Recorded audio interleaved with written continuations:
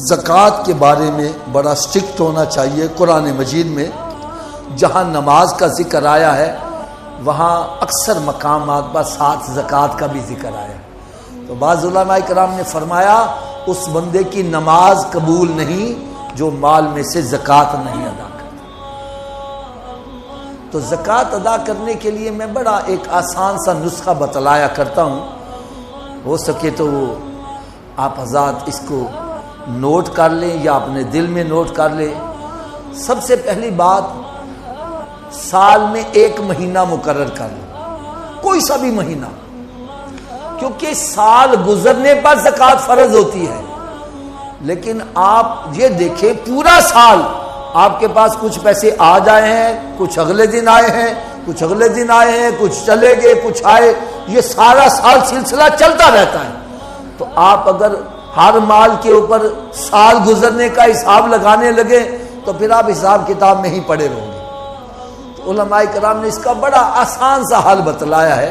وہ فرماتے ہیں سال میں ایک مہینہ مقرر کر لیں۔ جیسے عموماً بندے رمضان شریف کا مہینہ مقرر کر لیتے، تو رمضان شریف کا مہینہ آیا ہے، اب بیٹھ کے دیکھو اس وقت میرے پاس چاہے 1 گھنٹہ پہلے کچھ آیا ہے وہ بھی شامل کر لو۔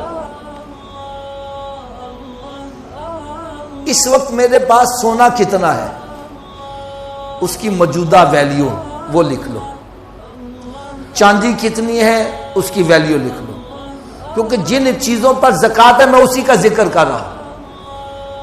سونا، چاندی اور نقدی کتنی ہے، بینک بیلنس کتنا ہے، گھر میں کتنا رکھا ہوا ہے، لوگوں سے قرضہ کتنا لینا ہے وہ بھی شامل کرو، وہ بھی آپ کا ہی ہے۔ اگر آپ نے 10 لاکھ کی کمیٹی ڈالی ہے، 5 لاکھ جا چکا ہے، کمیٹی نہیں ملی، وہ 5 لاکھ بھی آپ کا جمع ہے، وہ بھی شامل کرو۔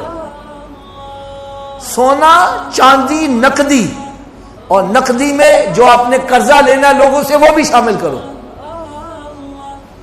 اور پھر مال تجارت، کیا میں نے کہا؟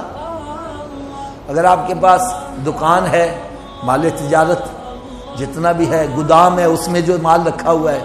اسی طرح اگر آپ نے کوئی پلاٹ یا مکان اس نیت سے لے کے رکھے ہیں، جیسے بندے کاروبار کرتے ہیں نا، پیسے ویسے پڑے ڈی ویلیوٹ ہوتے رہیں گے، چلو یار کوئی مکان لے لیتے ہیں، کل کو مہنگا ہوگا تو بیچ دیں گے، تو یہ مال تجارت میں آ جائے گا، اس کی بھی ویلیو شامل کرو۔ اور اگر آپ نے ویسے پلاٹ لے کے رکھا ہوا ہے کہ یار چل کل کو کام آ جائے گا، یا لے کے رینٹ پہ دے دیا، تو اس پہ زکوٰۃ نہیں ہے، وہ مال تجارت۔ تو آپ سمجھتے ہیں کئی بندے انویسٹر ہوتے ہیں جن کا کام ہی ہوتا ہے یہ پلاٹ لے لو، یہ مکان لے لو، فلاں چیز لے لو، کل کو مہنگا ہوگا تو بیچ دیں گے۔ تو اس نیت سے جو مال لیا ہے اس کی بھی ویلیو نکال لو۔ پھر سن لو، سونا، چاندی، نقدی میں یا آپ نے لوگوں سے جو قرضہ لینا وہ بھی لے لو، وہ بھی شامل کر لو۔ اور مال تجارت، جو بھی مال تجارت اس کی موجودہ ویلیو وہ آپ نکال لو۔ ان سب کو جمع کر لو۔ کیا کرنا ہے؟ اونچی بولو ذرا۔ ان سب کو جمع کر لو۔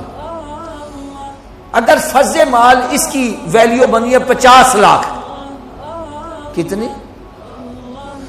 اب آپ نے یہ دیکھنا ہے میں نے لوگوں کا قرضہ دینا کتنا ہے۔ اگر آپ نے 50 لاکھ ہی قرض دینا یا 60 لاکھ دینا ہے تو آپ پر زکوٰۃ فرض نہیں ہے۔ اور اگر آپ نے 40 لاکھ لوگوں کا قرض، کیونکہ ہوتا پتہ کیا ہے، گودام کے اندر مال رکھا ہوا ہے لیکن ہوتا جناب لوگوں کا ہے، قرضہ لے کے رکھا ہوتا ہے، ادھار لے کے رکھا ہوا ہے۔ تو اسلام بڑا بہترین مذہب، سب سے بہترین مذہب ہے۔ وہ کہتا ہے کہ جو تم نے لوگوں کا قرضہ دینا ہے وہ مائنس کرو۔ اگر آپ نے 40 لاکھ لوگوں کا قرضہ دینا ہے وہ مائنس کرو، باقی کتنا رہ جائے گا؟ 10 لاکھ۔ تو 10 لاکھ کے اوپر زکوٰۃ ہے، 1 لاکھ کے اوپر 2500، تو 10 لاکھ کے اوپر 25,000 بن جائے گی۔ تو یہ زکوٰۃ اللہ تعالیٰ کے راستے میں خرچ کرنی ہے، اور کوشش یہ کرنی ہے سب سے افضل اپنے خاندان میں دیکھو جو مستحق ہے اس کو زکوٰۃ دیا جائے۔ اور خاندان میں کن کو نہیں دینی؟ جو تمہاری جائیداد کے وارث ہیں ان کو نہیں دینی. مثلا باپ بیٹی کو نہیں دے سکتا، بیٹے کو نہیں دے سکتا، باپ کو نہیں دے سکتا. ہاں بھائی کو آپ دے سکتے ہیں، بہن کو دے سکتے ہیں، اور اپنے جو آپ کے رشتہ دار ہیں ان کو آپ، جو آپ کی جائیداد کے حصے دار نہیں ہیں، اگر وہ مستحق ہے تو اس کو جائیداد میں سے حصہ دے دو. نہیں سمجھ. بھائی بہن کو دے سکتا ہے. تو زکوٰۃ جو ہے اس کو کوشش کرو، جو اگر ایک بندے کی 20,000 روپیہ زکوٰۃ بنتی ہے، اگر وہ 19,000 بھی دیتا ہے تو زکوٰۃ قبول نہیں ہے. ایک بندے کے ذمے 10,000 روپیہ زکوٰۃ کا بنتا ہے، وہ 10 لاکھ روپیہ خیرات کر دے، خیرات قبول نہیں ہے. میری بات کا برا نہ منانا.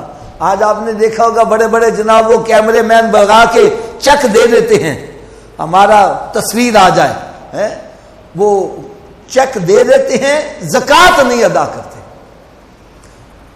تو زکوٰۃ جس پر فرض ہے اس کو اپنے مال میں سے زکوٰۃ پوری ادا کرنی چاہیے. اگر آپ کی 10,000 زکوٰۃ بنتی ہے کوشش کرو زیادہ دے دو، جو زیادہ دو گے وہ خیرات میں آتی چلی جائے گی، کم نہیں ہونی چاہیے. اسی طرح صدقہ فطر، زکوٰۃ کے لیے تو میں نے چند مخصوص چیزیں بتلائی. سونا چاندی نقدی مال تجارت، اسی پر صرف زکوٰۃ ہے. آپ کے پاس 2 کروڑ روپے کا ہیرا پڑا ہوا اس پہ زکوٰۃ نہیں ہے. جو زکوٰۃ کے چیزیں آ گئی ہیں اسی کے اوپر زکوٰۃ ہے. لیکن صدقہ فطر اس کا نصاب اور ہے. آپ کے پاس سونا چاندی نقدی دیگر چیزیں مال تجارت نہیں ہے، لیکن اس کے علاوہ آپ کے پاس گھر میں ضروریات زندگی سے زائد سامان اتنا پڑا ہے کہ اس کی مالیت یوں سمجھے 60,000 بن جاتی ہے. تو آپ بھی صاحب حیثیت ہو، آپ پر صدقہ فطر بھی واجب آئے گا اور قربانی بھی واجب آئے گی. اب ضروریات زندگی سے زائد کیا چیزیں ہیں؟ بندے کے 2-3 سوٹ جو ہوتے ہیں وہ ضروریات زندگی کے مطابق ہوتے ہیں.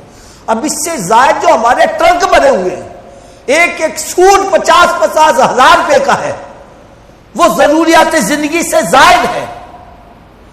اسی طرح سواری ایک ضروریات زندگی کے مطابق، اگر ایک بندے کے پاس 2-3 ہیں تو وہ بھی ضروریات زندگی سے زائد ہے.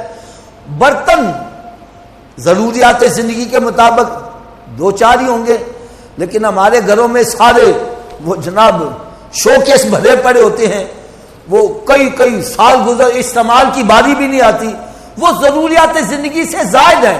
اسی طرح ہمارے گھر میں صوفے سیٹ رکھے ہوئے ہیں، قالین ہیں اور دیگر چیزیں، ان کے بغیر بندہ زندہ رہ سکتا ہے. یہ ضروریات زندگی سے زائد چیزیں آئیں گی، ان کی اگر مالیت 60,000 کے قریب بن جاتی ہے، کیونکہ 60,000 کا 52.5 تولے چاندی آپ خرید سکتے ہیں، تو ایسا بندہ صاحب حیثیت کہلاتا ہے. ایسے بندے پر صدقہ فطر بھی واجب آتا ہے اور قربانی بھی واجب آئے گی. اللہ تعالیٰ مجھے اور آپ سب کو عمل کرنے کی توفیق عطا فرمائے.